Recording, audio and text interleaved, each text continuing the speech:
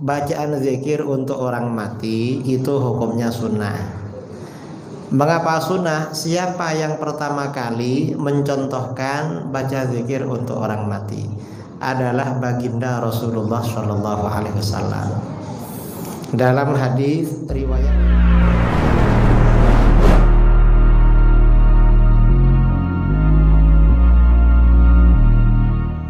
tahlilan itu ada dua. Ada yang dimaksud tahlilan itu bacaan zikir untuk orang mati. Ada yang dimaksud tahlilan itu sedekah makan yang bersamaan dengan zikir itu. Kalau yang dimaksud tahlilan itu bacaan zikir untuk orang mati itu hukumnya sunnah. Mengapa sunnah? Siapa yang pertama kali mencontohkan baca zikir untuk orang mati adalah baginda Rasulullah Shallallahu Alaihi Wasallam. Dalam hadis riwayat Imam Ahmad, riwayat Al-Hakim At-Tirmidzi, riwayat Al-Baihaqi dari sahabat Jabir bin Abdullah Al-Ansari radhiyallahu an, Sayyidina Jabir berkata, "Kharajana ma'a Rasulillah sallallahu alaihi wasallam ila Sa'd bin Mu'adz yauma mautihi." Kami pergi bersama Rasulullah SAW menuju kediaman sahabat Sa'ad bin Mu'adz pada hari ia meninggal dunia. Falamma shalla alaihi Rasulullah sallallahu alaihi wasallam thumma dufina wa suwiya alaihi turab. Setelah Rasulullah SAW mensolatkan jenazahnya, lalu jenazah itu dikubur dan kuburnya ditutup rata dengan tanah, jalasa Rasulullah SAW fawqa qabri. Setelah dikubur, Rasulullah masih duduk-duduk di atas kuburan. Apa yang beliau lakukan? Faqal subhanallahi tawilan. Lalu Rasulullah membaca subhanallah dalam waktu yang lama. Subhanallah, subhanallah, subhanallah, subhanallah. Fasabbahna ma'ahu, para sahabat juga ikut baca subhanallah. Tsumma qala Allahu akbar. Lalu Rasulullah membaca Allahu akbar. Fakabbarna ma'ahu, para sahabat juga baca Allahu akbar. Dalam satu riwayat Rasulullah baca la ilaha illallah, para sahabat juga ikut. Falamman sharafa, ketika Rasulullah berhenti selesai baca, qila lahu, sebagian sahabat ada yang bertanya, malaka ya Rasulullah tusabbih fatukabbir. Hai Rasulullah, kenapa engkau baca subhanallah dan baca Allahu akbar, gak seperti biasanya? Apa Rasulullah menjawab, laqad tadayaqa ala hadzal 'abdi shalihi qabruhu. Hamba Allah yang soleh ini tadi benar-benar dijepit oleh kuburannya. Ada orang soleh dijepit kuburan, ketika dikubur kira-kira yang gak soleh bagaimana? Ada orang soleh yang mati, orang soleh yang mensolatkan jenazahnya Rasulullah dijepit, kira-kira kita bagaimana? Kira-kira karenanya Rasulullah baca zikir hatta farrajallahu an, hingga Allah melepasnya dari jepitan kubur. Berdasarkan hadis ini, kata para ulama, zikir yang kita baca untuk orang mati itu bermanfaat. Tahlil itu yang bagus dibaca di kuburan setelah pemakaman. Setelah dimakamkan, dibaca talqin, lalu doa, lalu baca tahlil. Mengapa? Kalau dijepit biar gak lama-lama. Cuman kita ini biasanya ya setelah pemakaman kan mau kerja ke kebun sawit, ada yang kerja ke pasar, ke kantor, kemana-mana, maka tahlilnya malam hari habis isya. Almarhum dikubur jam 9 pagi, tahlilnya jam 8 malam, menunggu 11 jam dapat kiriman bantuan. Lama banget itu. Tapi gak apa-apa daripada enggak sama sekali. Artinya tahlil itu bermanfaat. Dan tahlil, bacaan tahlil ini bermanfaat bukan hanya pada yang mati, pada yang hidup bermanfaat. Apa? Misalnya kita punya salah pada almarhum, belum sempat minta maaf, maka kata para ulama, maafnya adalah dengan mendoakan. Karena dalam hadis riwayat Imam Al-Baihaqi, Rasulullah SAW katanya bersabda, kafaratu man ightabtahu antastaghfir lahu ba'da mautihi. Yang menghapus dosa kamu pada orang yang kamu rasani, kamu bicarakan jelek, adalah memohonkan ampunan bagi Allah setelah dia meninggal. Ya, tahlil itu. Dan bagi anak-anaknya tahlil itu bagus. Mengapa? Anak yang rajin mendoakan orang tua rizkinya lancar.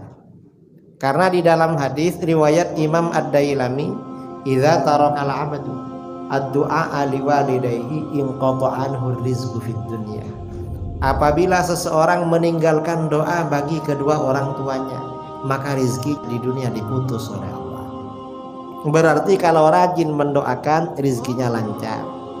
Akhir-akhir ini semakin banyak orang tidak sholat, banyak orang durhaka pada orang tua, tidak berbakti pada orang tua. Akhirnya rizki banyak dikurangi oleh Allah. Kita dilanda krisis lama sekali sampai sekarang. Mulai krisis moneter sampai sekarang ini banyak hilang pekerjaan. Karena kita semakin jauh dari ajaran agama, tidak berbakti pada orang tua. Itu tahlil yang zikir. Kalau tahlil itu maksudnya kenduri, tahlil itu maksudnya kenduri, ya ada dalilnya juga. Mengapa? Karena sedekah untuk orang mati itu sampai. Imam Nawawi dalam kitab Riyadhus Shalihin rahimahullah menulis bab berjudul As-Shadaqah 'anil Mayyit, anjuran sedekah untuk orang mati. Hadis yang disampaikan oleh beliau hadis sahih riwayat Imam Muslim, an Aisyah radhiyallahu anha, dari Aisyah, anna rajulan atan nabiyya sallallahu alaihi wasallam faqala, seorang laki-laki datang kepada Nabi sallallahu alaihi wasallam, lalu laki-laki itu berkata, ya Rasulullah, inna ummi uftulitat nafsaha wa lam tusi. Hai Rasulullah, sesungguhnya ibuku tiba-tiba meninggal dunia dan tidak sempat berwasiat karena meninggalnya mendadak. Wa uraha law takallamat tasaddaqat. Saya kira seandainya ibuku sempat berkata-kata, pasti berwasiat untuk bersedekah. Afalaha ajrun in tasaddaqtu anha. Apakah ibuku dapat pahala kalau aku bersedekah untuk ibuku? Apa jawaban Rasulullah? Rasulullah menjawab, na'am, iya. Artinya sedekah untuk orang tua yang meninggal pahalanya itu sampai. Ada orang Wahabi bilang gak apa-apa sedekah untuk orang mati, tapi jangan pakai kenduri, jangan pakai minuman, jangan pakai makanan, katanya. Gak boleh. Pakai apa? Kalau mau sedekah untuk orang mati, bangun masjid, bangun musola. Loh, suruh bangun masjid, dari mana uangnya? Kalau kita setiap ada orang mati bangun masjid. Kemarin kan banyak orang mati ya, bulan yang lalu. Kemarin kakeknya meninggal, bangun masjid. Besok cucunya, taruh di mana nanti masjidnya? Dan masjid di kampung-kampung sudah ada. Mereka itu ya suka ngarang, karena mereka benci ngasih makan. Para ulama menganjurkan sedekah makan. Mengapa? Itu bukan asal-asalan, bukan tanpa dasar.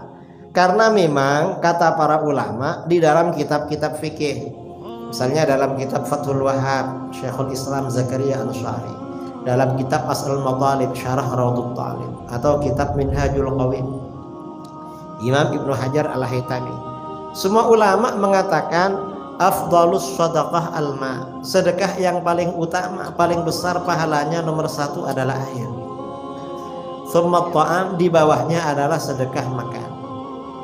Itu paling besar memang. Mengapa sedekah air ini paling besar? Karena ketika ada seorang sahabat, Sa'ad bin Ubadah, ibunya meninggal dunia.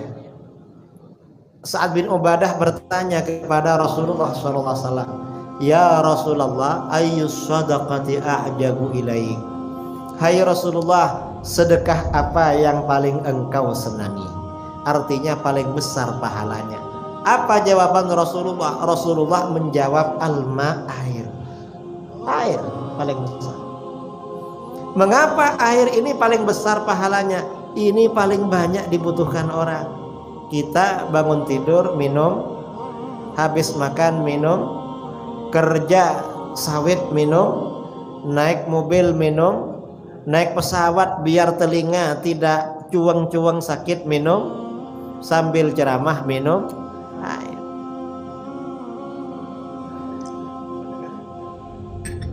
Mengapa ini sedekah paling utama? Kita ini rokokan minum air, apa saja ya minum. Dan sedekah air ini walaupun biayanya ringan, jangan diremehkan. Mengapa? Kadang-kadang gara-gara sedekah air dosa besar diampuni oleh Allah, padahal dosa besar. Dalam hadis riwayat Imam Bukhari Muslim dari Abu Hurairah radhiyallahu anhu, Rasulullah SAW bersabda, bainama kalbun yutifu biraqiyatin, ketika seekor anjing mengelilingi sumur, qad kada yaqtuluhul atash, anjing itu benar-benar hampir mati kehausan. Rasulullah bercerita sebelum Islam dulu di Timur Tengah, Bani Israel, ada anjing mengelilingi sumur karena hampir mati kehausan, mau melompat dalam sumur gak bisa.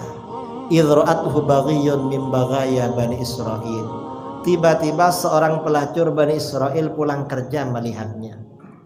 Pelacur itu biasanya kerjanya malam hari, kalau siang hari pulang. Perjalanan pulang melihat anjing mengelilingi sumur hampir mati kehausan, hatinya merasa iba, merasa kasihan, seakan jari wong Jawa. Kasihan. Karena kasihan, fanazat muka, pelacur itu lalu melepas sepatunya. Dulu pelacur kalau kerja pakai sepatu, sekarang pakai sepatu pas sandal gak tahu. Pakai sepatu. Setelah dilepas, fastaqat lahu bihi, dia turun ke dalam sumur, ambil air dengan sepatunya. Dulu sumur gak pakai timba, gak pakai tali. Peradaban manusia belum sampai, tapi pakai tangga dia turun. Kalau sekarang sumur pakai timba, pakai tali di Jawa gak ada. Sudah pakai listrik, pakai pipo, sudah mancur semuanya ini. Sekarang dia ambil air ke bawah pakai sepatunya, fasaqathu bihi, lalu dia kasih minum anjing dengan sepatunya. Setelah ngasih minum anjing, dia pulang lalu meninggal dunia. Apa yang terjadi? Faghfira laha bihi, Allah ampuni dosanya sebagai pelacur sebab ngasih minum anjing. Ini ngasih minum anjing, pelacur diampuni.